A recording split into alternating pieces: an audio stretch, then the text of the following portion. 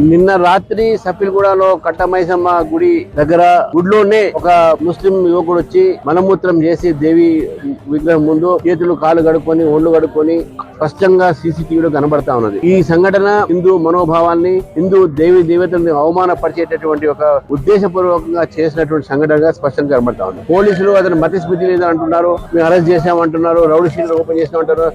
ఏది చెప్పినప్పుడు కూడా ఇద్దరు వచ్చారు, ఈ పని చేశారు. ఇది ఈ సంఘటన ఏదో ఒకసారి జరిగినట్టు కాదు. గతంలో ఈశ్వరలో కూడా హనుమంతుడి విగ్రహాన్ని అట్నే ధ్వంసం చేశారు. ముత్యాలమ్మ గుడిలో కూడా ఒక విగ్రహాన్ని తీసుకొని ధ్వంసం చేశారు. ఈ రకమైనటువంటి హిందూ దేవాలయం మీద దాడులు జరుగుతా ఉన్నాయి. ఇది ఉద్దేశపూర్వకంగా కొంతమంది వ్యక్తులు, కొన్ని సంస్థలు రాజకీయమైనటువంటి బలంతో ప్రేరితమై ఇవన్నీ పనిచేస్తా ఉన్నారు. కాంగ్రెస్ పార్టీ వచ్చినప్పటి నుంచి హిందూ దేవాలయాల పైన దాడి పెరిగింది. కాంగ్రెస్ పార్టీ వచ్చినప్పటి నుంచి హిందువుల మనోభావాన్ని ఈ రోజు వాళ్ళు దెబ్బతీస్తా ఉన్నారు. కాంగ్రెస్ పార్టీ వచ్చినప్పటి నుంచి హిందువులు ఈ యొక్క రాష్ట్రంలో సురక్షితంగా లేదు అనేటటువంటి భావన వస్తా ఉన్నది. కాబట్టి ఇటువంటి వ్యక్తుల మీద తప్పకుండా చర్య తీసుకోవాలి.